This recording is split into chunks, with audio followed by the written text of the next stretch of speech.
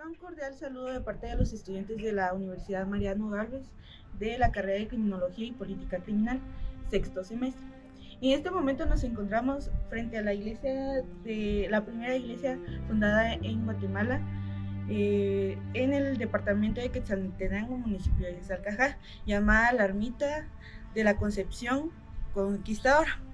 Esta iglesia fue fundada en el año 1524 por las órdenes de los conquistadores.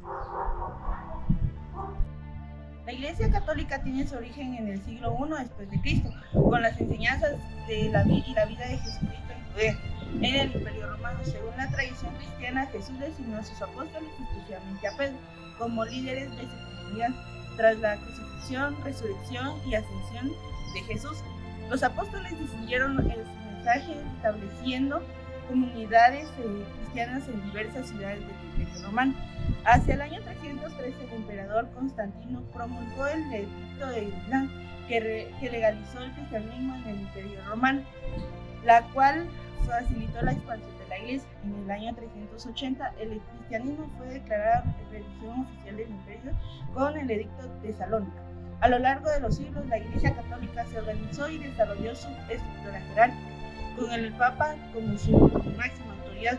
La doctrina y las prácticas de la Iglesia se formalizaron a través de los concilios ecuménicos, con el de Nicea en el año 325, y se establecieron dogmas claves como la Trinidad.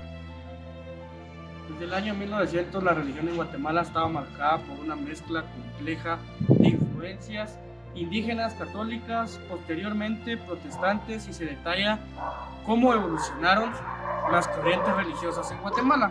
Tenemos la expansión del protestantismo en el año 1930 al 1950, crecimiento del evangelismo en el año 1960 al 1980, pluralismo religioso y nuevas expresiones del año 1900 al año presente.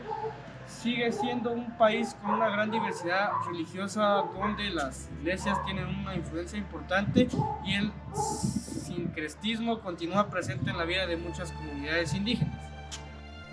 En esta ocasión nos encontramos en la iglesia ermita, en la iglesia católica. La primera deidad es Dios.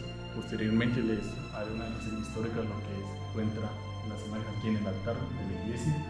En la parte de arriba se encuentra el Cristo de Acapetagua. En el lado derecho se encuentra San Ignacio, y en medio se encuentra la Virgen de Concepción. Y al lado izquierdo el Santo Dorado, que es San Luis Rey. Como hechos históricos tenemos en primer lugar la Guerra Civil y Teológica de la Liberación en 1940 y 1944. Tenemos también las devociones marianistas a la Virgen del Milagro y la Virgen del Rosario, los nuevos apostólicos en 2004 y la conferencia episcopal, en la cual cuenta con varios presidentes del 2000, la visita del Papa en el año 2017, y como contribución social tenemos al 46% de la población que se identifica como católica. Mientras no se sepa la verdad, las heridas del pasado continuarán abiertas y sin cicatrizar. Juan Gerardi. Estas fueron las palabras que se mencionaron en el excluso del Monseñor Juan Gerardi, 2 días antes de su muerte. Viendo los antecedentes, en el año de 1995, la Oficina de Derechos Humanos de la Iglesia Católica evidenció y documentó lo nunca anterior hecho, las violaciones y adversidades que se vivieron durante la época del conflicto armado interno en Guatemala. Por lo tanto, es llamado el mártir de la paz Juan Gerardi, el mártir de la libertad y de la verdad. Este caso nos tipifica que hemos de buscar en Guatemala hablar con la verdad, y más que todo para buscar una reconstrucción en el tejido social.